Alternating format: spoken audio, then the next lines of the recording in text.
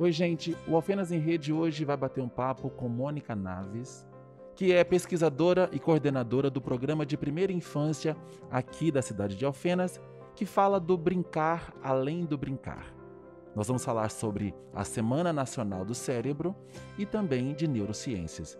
Mônica, muito obrigado por nos receber, tá? E ter aceito o nosso convite de conversar um pouco sobre assuntos tão importantes e simples, né, na nossa vida. Obrigado. Eu que agradeço o convite, estou muito honrada por estar aqui hoje falando um pouco sobre neurociências e o brincar além do brincar. E aí a primeira pergunta já é a seguinte, Mônica: o que seria esse brincar além do brincar? O brincar além do brincar foca no desenvolvimento integral da criança, ou seja, no desenvolvimento de aspectos cognitivos como atenção e memória, aspectos afetivos, como sentimento, humor, emoção e na psicomotricidade da criança, enquanto ela brinca. Porque, Mônica, eu sei que a criança ela tem um momento exato de atenção, né? Ela tem um período de atenção. É isso mesmo? É isso mesmo. A criança, para ela desenvolver esse aspecto, né, cognitivo, para que a área responsável pelo desenvolvimento da atenção, pelo despertar da atenção aconteça, é preciso o quê? Motivá-la. A primeira coisa, motivá-la, né? Então a neurociências ela tá aí para isso. A neurociências estuda o cérebro da criança, né? A neurociências estuda, em termos científicos, ela estuda o encéfalo, que é o centro do nosso sistema nervoso central, no qual o cérebro é um dos componentes da criança. E há uma área específica relacionada à atenção e, consequentemente, se houver, então, motivação, haverá atenção e memória. Então, por isso também que isso tudo está ligado à afetividade da criança, né? Com certeza.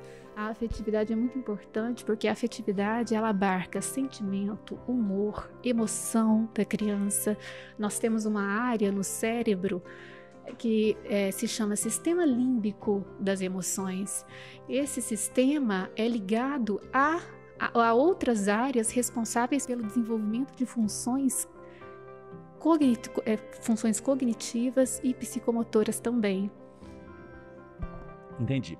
Mônica, assim, dá um exemplo pra gente de uma criança, por exemplo, sei lá, de 5, 6 anos, que tá em casa e aí ela começa a chorar muito, tal. E aí, de repente, eu pego essa criança, saio um pouquinho, ela já começa ela para de chorar e aí tudo parece que volta ao normal. Tem alguma questão da neurociências que responde isso? Sim, depende do ambiente que a cerca, né? O programa que eu coordeno trabalha com crianças que vivem em situação de risco e vulnerabilidade social. Então, tudo depende do ambiente que a cerca. Para estar, eu não sou muito a favor da palavra estímulo, mas para estar estimulando essa criança a se desenvolver integralmente e a responder de forma adequada às suas necessidades. A criança, por exemplo, que tem uma autoconfiança, um autocontrole, né, emocional, uma criança com capacidade de tomar decisão, ou seja, porque até os 6 anos de idade, né, que é o período da primeira infância, 90% das conexões neurais são formadas. Então, a primeira infância, ela é um embasamento para que aquela criança se torne um adulto com capacidade de tomada de decisão, repetindo, autoconfiante, construção de um pensamento relacionado ao raciocínio abstrato, ao pensamento crítico, raciocínio lógico, enfim, é isso. Porque muitas vezes também a gente está lá em casa e aquela criança a gente acha que ela está fazendo isso para chamar atenção, né? Ela tá gritando para chamar atenção, ela tá jogando as coisas no chão para chamar atenção. É muito interessante falar, porque o brincar é muito importante, estar atento a isso. A criança brinca, enquanto ela brinca, várias questões importantes sobre o seu desenvolvimento estão sendo desenvolvidas ali. Então, por exemplo, a criança que é hiperativa, normalmente o que é destacado nessa criança são as fragilidades. Mas não, a criança hiperativa, a criança com autismo, elas têm potencialidades também que devem ser destacadas no ambiente acadêmico, no ambiente em casa, com os pais. Nós não podemos olhar apenas para as fragilidades das crianças enquanto elas brincam, né?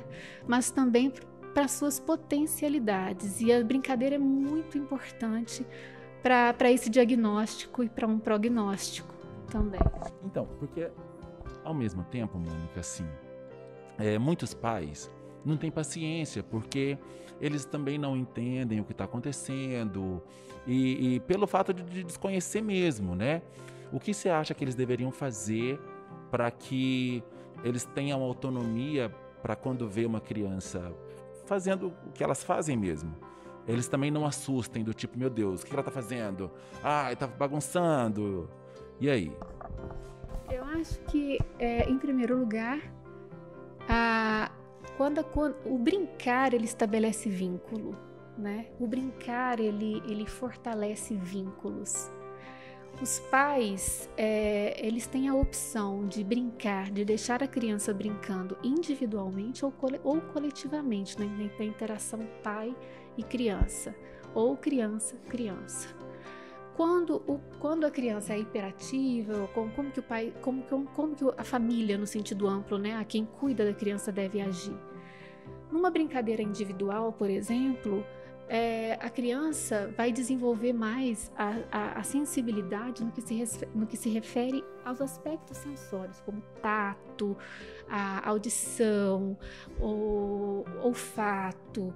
Então, enquanto que na brincadeira coletiva, né, a criança ela vai desenvolver a cooperatividade, a respeitar limites e regras.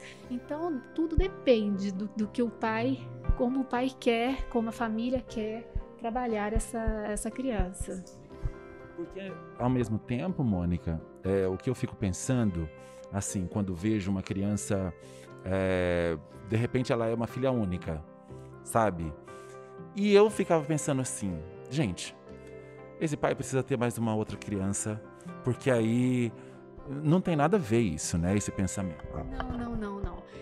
A brincadeira, tanto individual quanto coletiva, ela estimula a concentração, a autonomia. A criança, enquanto ela tá brincando sozinha, tem a sua autonomia desenvolvida, o autocontrole. O erro está, na minha opinião, o problema, na verdade, está no fato de que, muitas vezes, por amor e por medo, os pais encaram a brincadeira, veem a brincadeira como uma disputa, assim, como a criança ela tem que alcançar um determinado objetivo. E não, o errar é muito importante também para a criança, enquanto ela brinca. E você falando isso, é o seguinte, eu quando criança, o meu pai falava assim, mas você é o herói, você é o herói, você é o herói. E quando faz todo sentido o que você está dizendo, porque quando eu errava qualquer coisa, eu não queria errar. E aquilo para mim era a morte. Exatamente. Eu sou filha única também. Então... Mas a minha mãe sempre me estimulou. Essas palavras, durante a brincadeira, como você consegue...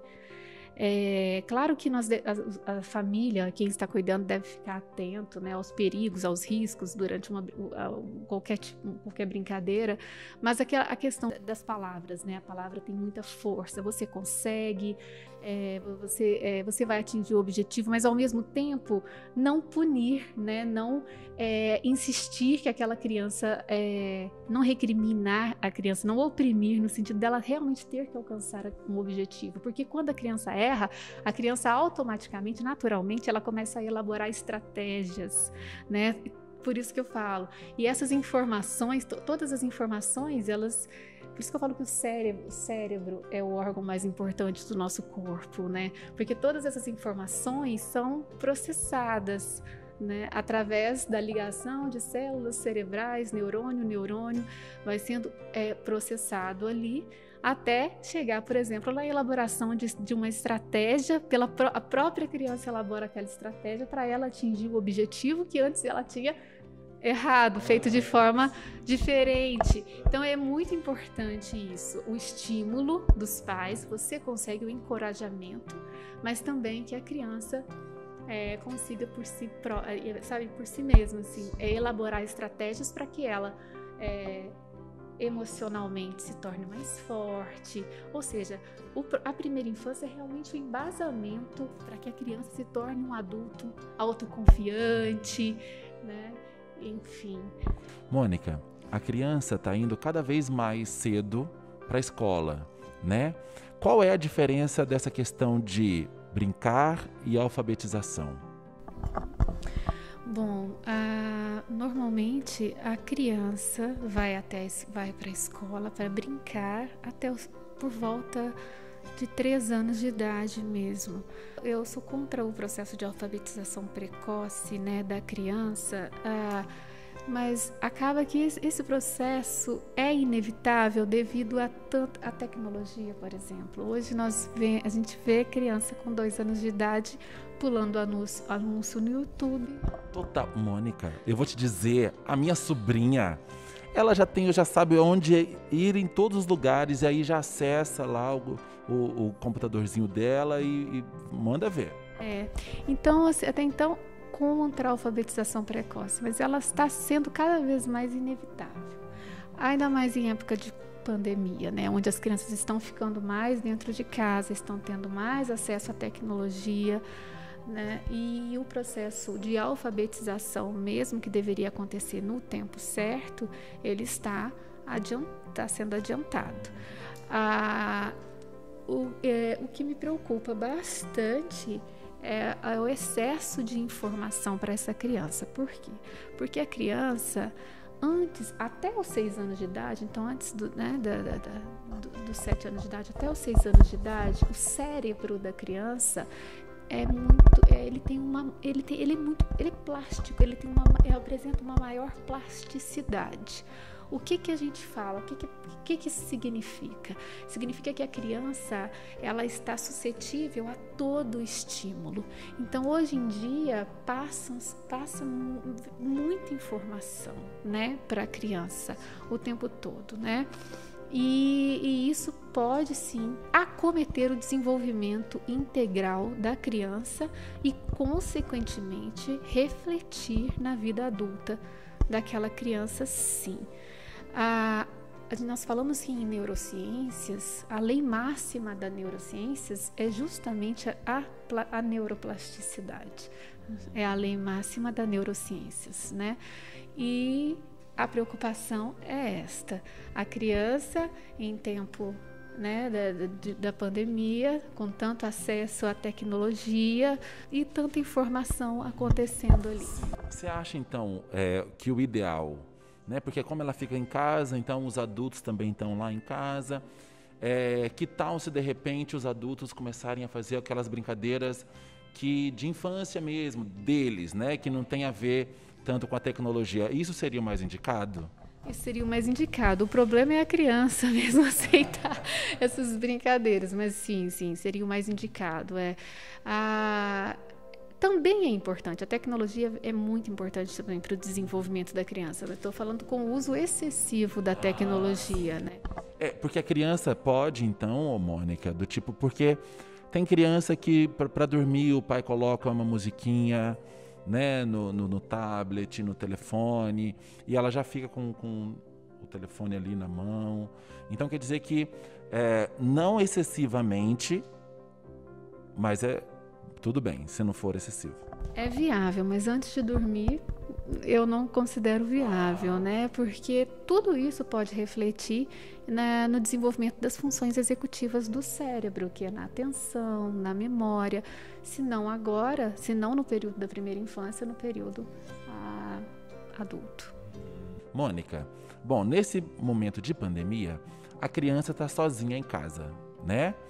E então, existe alguma diferença desse brincar sozinho e depois do brincar coletivo? A criança que brinca sozinha, no seu desenvolvimento cerebral, ela desenvolve uma maior capacidade de concentração, ela desenvolve autonomia, ela desenvolve um autoconhecimento, uma maior sensibilidade com relação mesmo aos aspectos sensórios, como tato, né, compreender, entender, sentir a textura, por exemplo, de algum objeto. A linguagem e a comunicação também não verbal, mas ela também acontece de uma maneira muito significativa, porque é muito importante para o desenvolvimento integral da criança na primeira infância, enquanto que a criança que brinca coletivamente, criança, adulto, ela desenvolve habilidades como o respeito a regras, a limites, um autocontrole, né? Também autonomia também, um pensamento devido a essa integração, né? Porque o brincar é uma atividade lúdica, né? Em que envolve integração e interatividade. Então, porque a criança também, ela precisa brincar livremente, né, Mônica? Muitos pais hoje ficam muito preocupados com, peraí, vou dar um brinquedo matemático para ela, sabe? Vou dar um brinquedo que tem textos, né? Que vai fazer, enfim, isso tudo. O deixar livre é mais indicado, né? O deixar livre também é muito importante, né? Quando a gente fala de lúdico, né, eu sempre falo que o melhor caminho de acesso ao cérebro de uma criança é por meio da atividade lúdica. Uma coisa que é importante dizer é que a expressão, o termo lúdico, né, a ludicidade, ela tem vários conceitos, tá? Mas falando em brincar, tanto livre como também em um ambiente em casa agora, né? Ainda mais em época nós estamos em plena época da Covid-19, ambos são capazes de desenvolver, sim, a capacidade interessantíssimas durante o período da primeira infância, que vai desde o estímulo intrauterino até então também pensar nas gestantes, né, nos estímulos para as gestantes também. É muito interessante a gente pensar nisso também nessa entrevista, né? É até os 6 anos de idade. E é muito interessante também essas atividades lúdicas, né, como matemática, colorir, estimular áreas no cérebro com relação à escrita, tomando cuidado, como a gente já falou, para a alfabetização precoce. Mas é algo que em época de pandemia, esses materiais lúdicos, eles estão ajudando bastante. Né? Música também, né?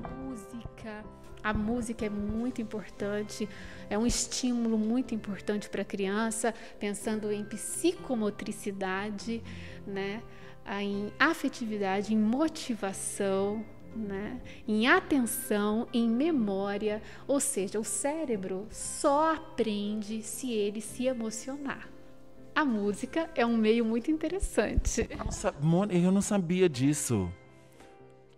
Peraí, o cérebro ele só aprende emocionalmente falando? Né? Você precisa de motivação. E aí vem essa questão do sistema límbico das emoções, que junto com outras áreas, como por exemplo o hipocampo e o complexo amigdaloide, que são áreas que a gente estuda em neurociências, eles são responsáveis, por exemplo, pela formação de memórias, né?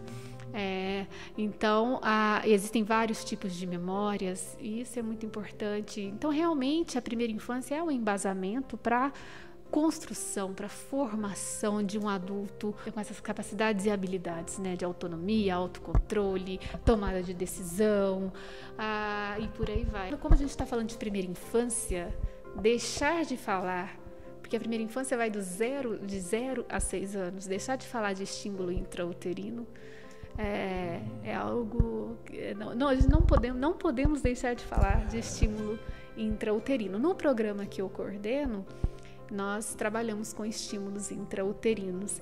Então, a criança aprende desde a gestação. A mãe se emociona e a criança se emociona desde o período gestacional. É por isso que eu estou buscando estabelecer no meu doutorado essa tríade entre educação, neurociências e comportamento.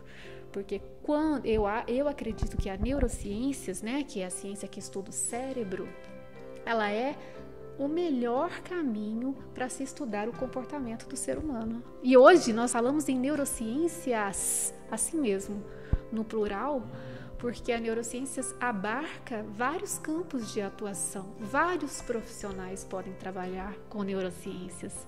Mônica, você como uma estudiosa de neurociências, que recado que você deixa para os pais que estão conectados conosco? Quando nós falamos da relação entre brincar e o cérebro, nós estamos falando de vínculo, de fortalecimento de vínculo. E quando nós falamos de fortalecimento de vínculo, nós estamos falando de pertencimento, né? Da criança se sentir importante, né? Nós estamos falando de significância. E quando nós falamos disso, consequentemente, nós estamos falando de amor, né? Então, brincar, além do brincar, amor.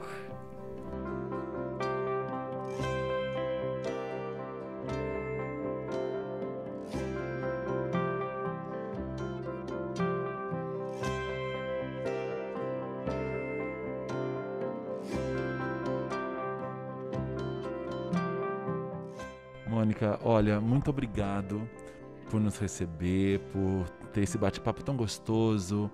Olha, aprendi tanto e tenho certeza que o pessoal também aprendeu muito. Muito obrigado, tá? Eu agradeço também, agradeço o acolhimento, a paciência, porque eu fiquei bem nervosa aqui antes. Agradeço muito vocês também. E é um assunto muito bacana para vocês buscarem saber mais. A neurociências é linda, linda mesmo. Neurociências é revolução, acreditem, é isso. Bom, gente, e com muito amor, a gente fecha essa matéria aqui, esse papo super gostoso com a Mônica, e voltamos aí pro estúdio.